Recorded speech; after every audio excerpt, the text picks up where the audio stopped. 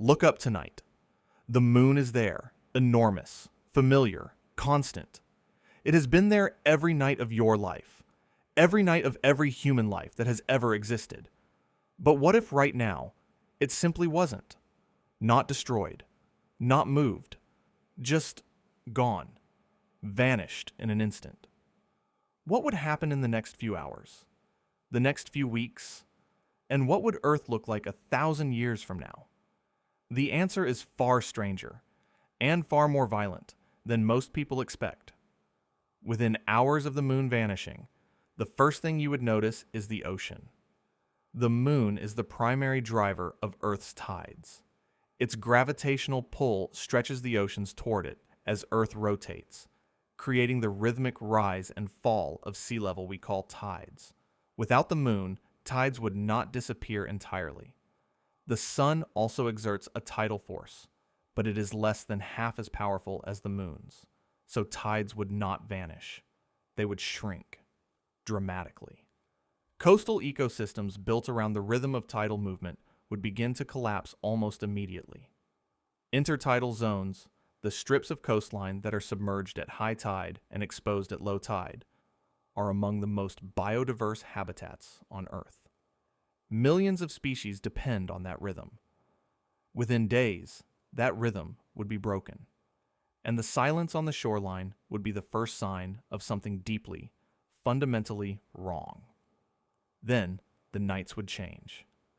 The moon provides roughly 0.001 lux of light on a clear full moon night. Barely anything by our standards, but enough to navigate by, enough to hunt by, enough that countless nocturnal animals depend on it to regulate their behavior. Moonlight affects migration patterns, breeding cycles, predator and prey behavior. Sea turtles use moonlight to navigate to nesting beaches. Dung beetles use the Milky Way and moonlight to navigate in a straight line. Coral reefs synchronize their spawning to the full moon. Without moonlight, the night sky would be dramatically darker, and the disruption to wildlife would cascade through ecosystems within weeks. For humans, city lights would mask much of this. But for every wild creature navigating by that pale reflected light, the world would suddenly become a much more disorienting place. But the tides and the darkness would be minor inconveniences compared to what comes next. The moon acts as a stabilizer for Earth's axial tilt.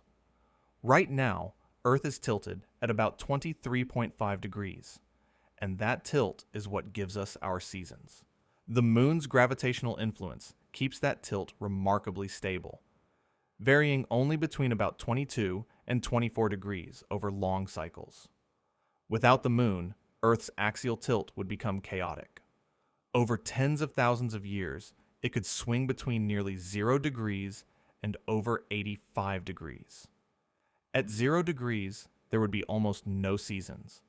The poles would receive constant weak sunlight, the tropics slightly more. At 85 degrees, Earth would be lying almost completely on its side. The poles would roast in months of continuous sunlight, then freeze in months of complete darkness. Ice ages would become more severe and less predictable. The stable, temperate climate that allowed human civilization to emerge over the last 10,000 years would never have existed. Over thousands of years, the effects would compound. Without the moon slowing Earth's rotation through tidal friction, our days would gradually get shorter. Billions of years ago, before the moon formed, an Earth day was only about 6 hours long. With the moon gone, that slowing would stop. Days would not immediately change, but the long-term trajectory of Earth's rotation would be different. The night sky itself would change. No more lunar eclipses. No more tidal rivers. The word month, derived from the word moon, would become a historical curiosity, a unit of time that no longer had any basis in the observable sky. Human culture, calendar systems, religious traditions, poetry, navigation, all of it built around the presence of that pale disk, would need to be rebuilt from scratch. We take the moon entirely for granted. It hangs there every night, doing nothing. Or so it seems. But it is doing everything. It is stabilizing our climate. It is driving our oceans. It is regulating life cycles across thousands of species. It has been slowing our days, keeping our axis steady, and making Earth the kind of planet where complex life can emerge and persist. The moon is not decoration. It is infrastructure.